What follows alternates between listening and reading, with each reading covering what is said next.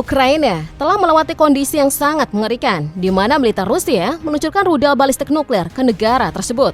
Pemandangan yang mengerikan ini tentunya membuat siapapun akan merasa panik. Terlebih lagi ketika rudal balistik tersebut memuntahkan hulu ledaknya, pastinya akan menghasilkan daya ledak cukup besar di berbagai wilayah teritori Ukraina. Apakah perang ini tidak akan berakhir?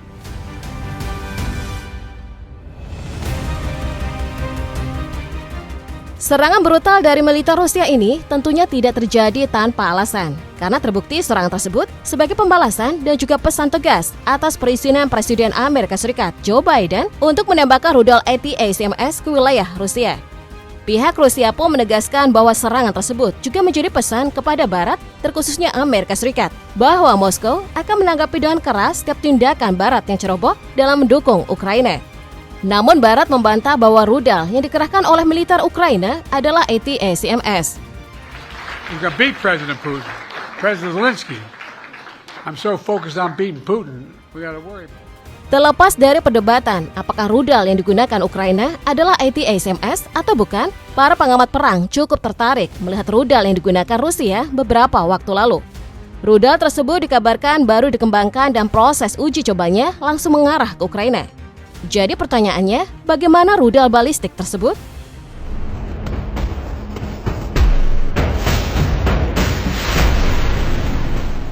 Presiden Rusia Vladimir Putin secara langsung melaporkan bahwa militer negaranya telah mengerahkan rudal balistik bernama Oreshnik.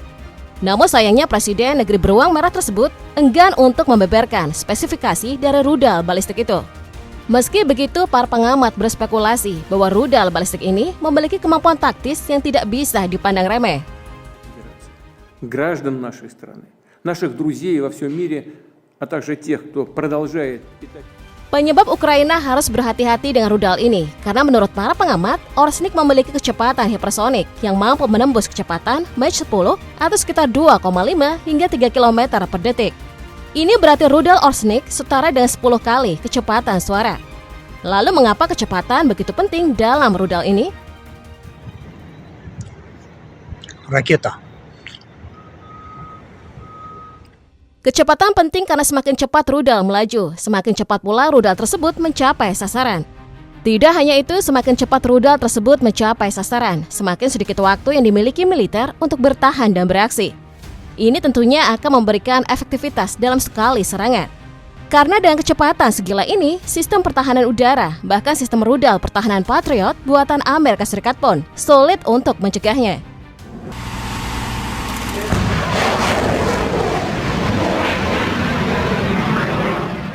Belum lagi dengan data lapangan yang memperlihatkan jika rudal tersebut membawa 6 hulu ledak.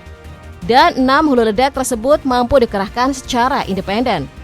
Dengan didukung oleh jangkauan tembak sejauh 2.500 hingga 3.000 km dan berpotensi mencapai 5.000 km, rudal balistik Oreshnik diperkirakan dapat mencapai seluruh Eropa, termasuk Ukraina. Sudah jelas bahwa rudal ini akan menjadi alat ancaman baru bagi Rusia ke depannya.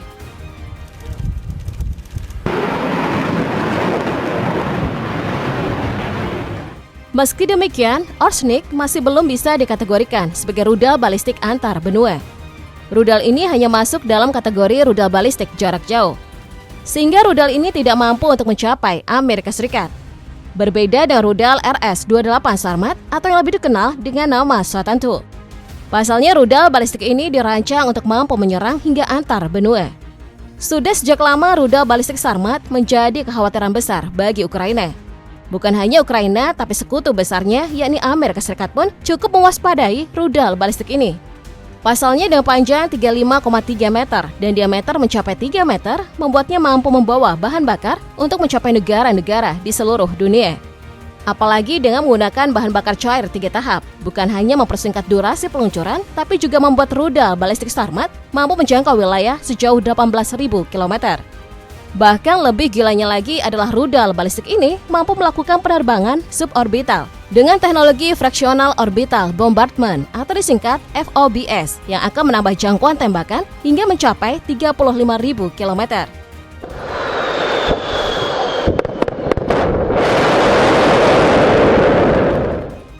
Kerennya lagi, karena dengan teknologi FOBS yang memungkinkan rudal Sarmat terbang di orbit bumi rendah, membuat sistem pertahanan udara jenis apapun tidak akan mampu mencapainya. Membuat Rusia benar-benar sangat mampu untuk menyerang Ukraina dan Amerika Serikat secara efektif. Namun apakah hanya itu kelebihan dari sebuah rudal balistik antar benua Sarmat? Tentunya tidak.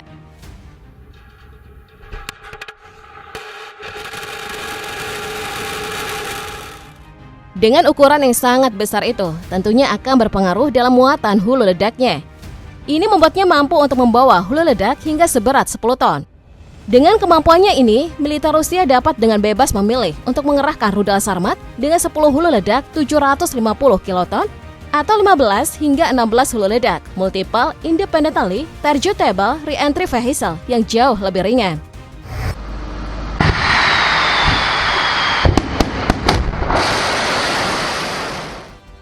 Satu lagi rudal yang cukup diperhitungkan Ukraina dan sekutunya, yakni Amerika Serikat, bernama RS-24 Warriors.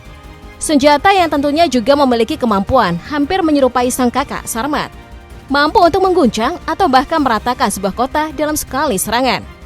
Ini menjadi pertanyaan besar bagi para pengamat, bagaimana kemampuannya?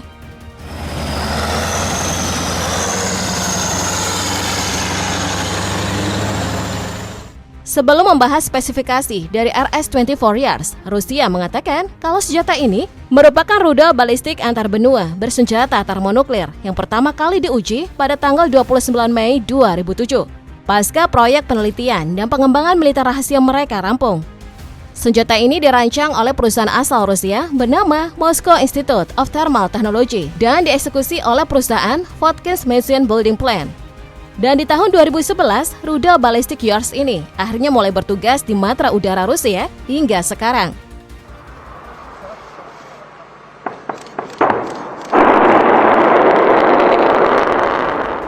Mengejutkannya, karena rudal balistik ini memiliki panjang hingga 22,5 meter dan diameter mencapai 2 meter.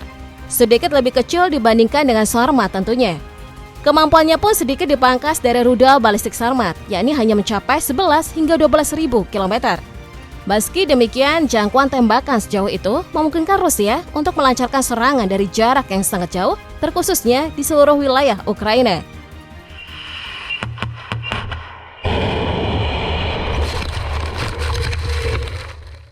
Kemampuannya untuk melancarkan serangan antar benua juga didukung oleh laju kecepatan dari rudalnya.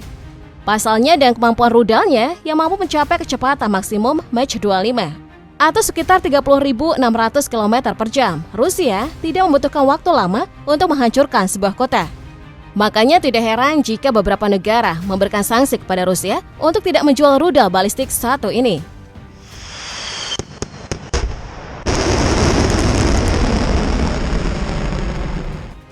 Kendati demikian, negara superpower sekelas Amerika Serikat tentunya tidak akan diam. Negeri pamasam tersebut juga tentunya memiliki rudal balistik antara benua yang tentunya menjadi kebanggaan mereka. Dan rudal balistik tersebut bernama RGM-30 Minuteman. Rudal balistik Minuteman ini merupakan peluru kendali nuklir Amerika Serikat yang telah beroperasi sejak 1960. Dan untuk versi terbarunya adalah RGM-30 Minuteman III.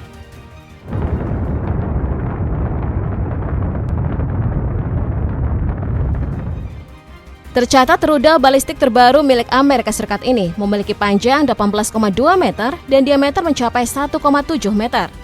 Dengan ukuran sebesar itu membuat Minuteman III memiliki 3 tahap pembakaran yang tentunya membuat rudal balistik besutan Amerika Serikat ini mampu untuk terbang lebih tinggi. Meski demikian, jika disandingkan dengan beberapa rudal balistik luar biasa milik Rusia, maka Minuteman III ini bukan apa bagi Rusia.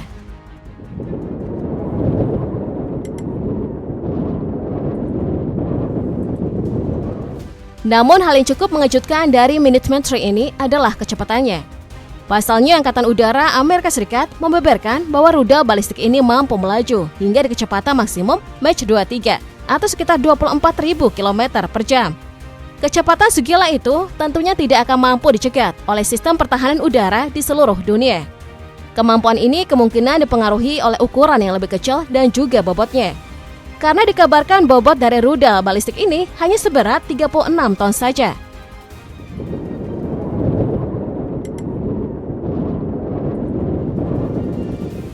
Satu kelebihan yang sedikit dibocorkan oleh Angkatan Udara Amerika Serikat adalah kemampuannya dalam menangani kehilangan kendali.